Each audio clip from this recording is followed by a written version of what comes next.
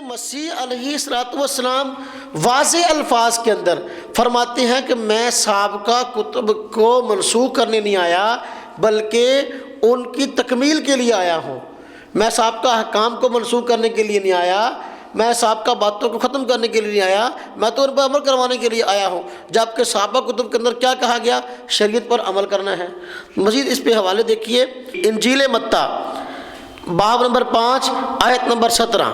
جی انجیل میں یہاں تک فرمایا گیا، یہ نہ سمجھو، عیسیٰ فرماتے ہیں میں تورات یا نبیوں کی کتابوں کو منسوخ کرنے آیا ہوں، منسوخ کرنے نہیں آیا بلکہ پورا کرنے آیا ہوں، کیونکہ میں تم سے سچ کہتا ہوں کہ جب تک آسمان اور زمین ٹل نہ جائے ایک نقطہ یا ایک شوشہ تورات میں سے ہرگز نہ ٹلے گا۔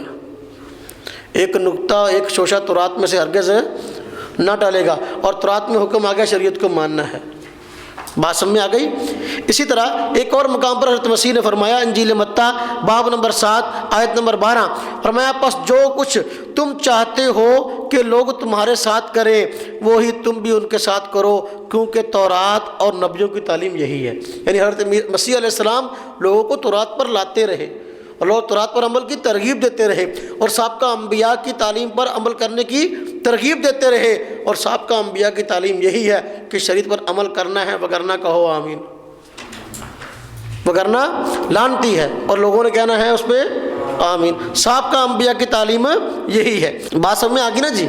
اب ایک تو ہمیں یہ اصول معلوم ہو گیا کہ شریعت پر عمل کرنا بابرکت چیز ہے، جبکہ پولس نے اس کو لعنتی عمل کہا۔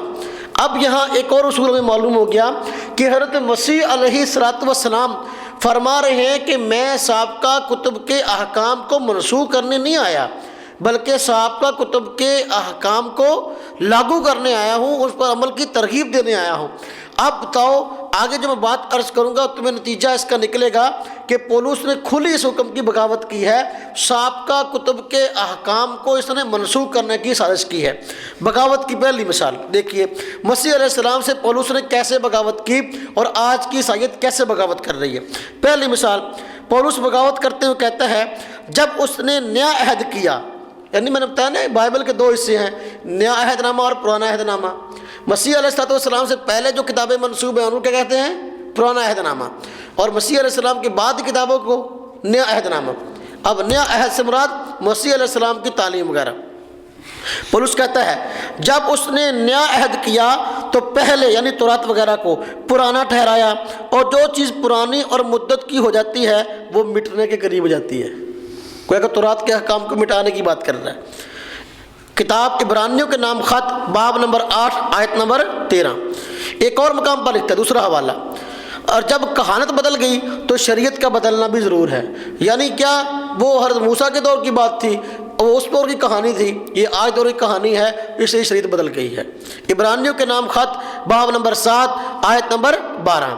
تیسرا حوالہ کہ اگر پہلا لکھتا ہے اگر پہلا عہد بے نقص ہوتا تو دوسرے کے لیے موقع نہ ڈھونڈا جاتا۔ یعنی کیا مطلب؟ اب جو نیا پیغمبر آیا تو پہلا کام واقعی کیا ہو گیا؟ نقص والا ہو گیا، بے عیب ہو گیا، اس لیے تو نیا آیا۔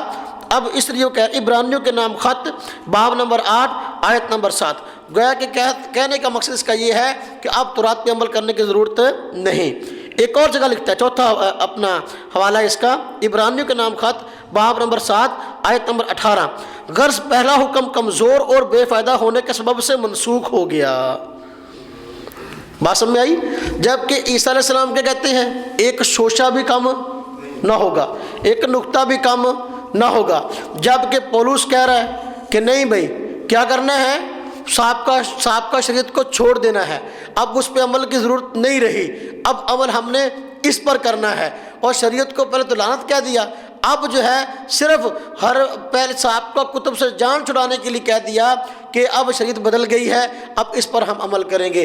مسیح علیہ السلام کہتے ہیں کہ ہم نے سابقہ کتب کے احکام کو نہیں چھوڑنا، جبکہ پولس کہہ رہا ہے کہ ہم نے اس کو چھوڑ دینا ہے۔ بتاؤ یہ مسیح علیہ السلام سے بغاوت ہے کہ نہیں؟ بالکل بغاوت ہے۔ ایک مثال، دوسری اور مثال دیکھو، سابقہ کتب کے اندر ختنہ کا حکم ہے، کس چیز کا حکم ہے؟ ختنہ، کہ بچے کا ختنہ کیا جائے۔ اور ختنہ کی تائید ہے، لیکن عیسائی آج ختنہ نہیں کرتے، کیوں؟ پولس نے منع کیا۔ ذرا دیکھیے کہ یہ حضرت ابراہیم علیہ السلام سے لے کر وہ آگے تک بات چلتی آ رہی ہے ختنے کی، پتہ کب سے اس کا آغاز ہوا، لیکن تورات میں ابراہیم علیہ السلام کے حوالے سے بات لکھی ہے۔ جی تورات میں لکھا ہے، اور 8ویں دن لڑکے کا ختنہ کیا جائے۔ کتاب اخبار باب نمبر، یہ بائبل میں بات لکھی ہے، کتاب اخبار باب نمبر 12 اور آیت نمبر 3 کہ 8ویں دن لڑکے کا ختنہ کیا جائے۔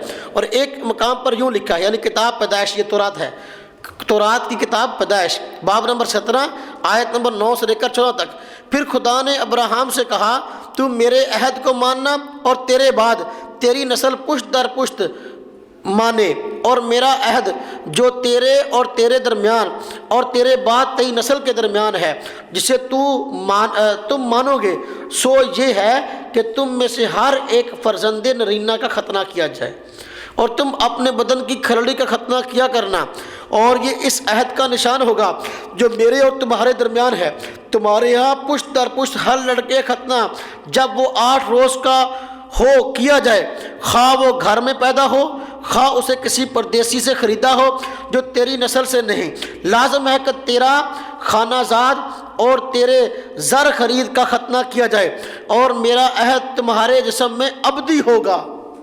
یعنی یہ حکم جو ختنہ والا دے رہا ہوں یہ کیسا ہے؟ ابدی، ہمیشہ کے لیے ہوگا۔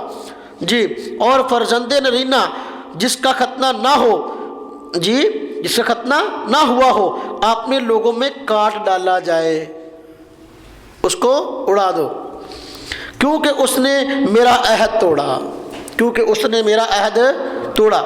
اس بات سے ہمیں دیکھو کتنے واضح الفاظ میں بات ملی کہ حضرت ابراہیم علیہ السلام کو حکم ہوا کہ اپنی اولاد کا ختنہ کرنا ہے، اور یہ حکم ابدی ہے، اور جو اس طرح نہ کرے یعنی ختنہ نہ کروائے تو اس کو کاٹ دو، اس کو کاٹ دو۔ پھر آگے دیکھو فرمایا کہ تمہاری یہ حکم تمہاری نسل میں آگے چلے گا۔ حضرت عیسیٰ علیہ السلام وہ ابراہیم کی نسل میں سے ہیں کہ نہیں ہیں؟ مریم علیہ السلام ابراہیم کی نسل میں سے ہیں، تو حضرت مسیح بھی ابراہیم علیہ السلام کی نسل میں سے ہیں۔ اور دیکھو انجیل متی کے شروع میں بالکل عیسیٰ علیہ السلام کا نسب نامہ لکھا ہے، تو اس میں نسب نامہ میں کیا لکھا ہے؟ یسوع مسیح ابن داؤد ابن ابراہیم کا نسب نامہ، ابراہیم مراد ہے، ابراہیم کا نسب نامہ، یعنی دیکھو حضرت یسوع مسیح کو ابراہیم کی اولاد لکھا ہے۔ تو جب ابراہیم علیہ السلام کو حکم ہے کہ تو بھی اور اپنی نسل کو بھی کہنا کہ آگے ہمیشہ کے لیے ختنہ کیا کریں، تو معلوم ہوا کہ ختنہ دائمی حکم تھا، یہ منسوخ نہیں ہو سکتا۔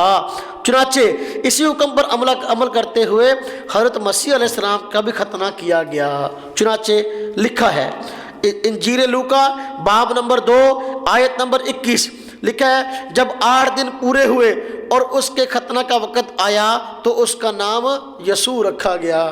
یعنی ہر مسیح علیہ السلام کی پیدائش کو جب 8 دن ہوئے، ختنہ کا دن آ گیا، اب ختنہ ہوتا ہے اور ساتھ ان کا نام بھی رکھا گیا، تو معلوم ہوا کہ مسیح علیہ السلام کا بھی ختنہ ہوا، ان کے آباء و اجداد کا بھی ختنہ ہوا، اور یہ دو حکم دائمی تھا۔ لیکن دیکھو اب پولس کیا کہتا ہے، مسیح علیہ السلام سے اور ان کے آباء و اجداد سے بغاوت کرتے ہوئے اور ان کی شریعت کو بدلتے ہوئے کہتا ہے، بغاوت کرتے ہوئے کہتا ہے، دیکھو میں پولس تم سے کہتا ہوں کہ اگر تم ختنہ کرواؤ گے تو مسیح سے تم کو کچھ فائدہ نہ ہوگا۔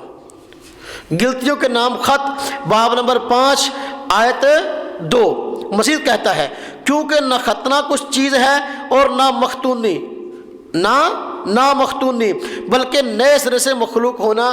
گلتیوں کے نام خط باب نمبر 6 اور آیت نمبر 15 دیکھو کہہ رہا ہے کہ تم نے ختنہ کروا لیا، تمہیں حضرت مسیح سے کوئی فیض نہ ملے گا، حالانکہ حضرت مسیح کا اپنا ختنہ ہوا اور حضرت مسیح کے آباء و اجداد ختنے ہوئے، اور یہ حکم دائمی تھا۔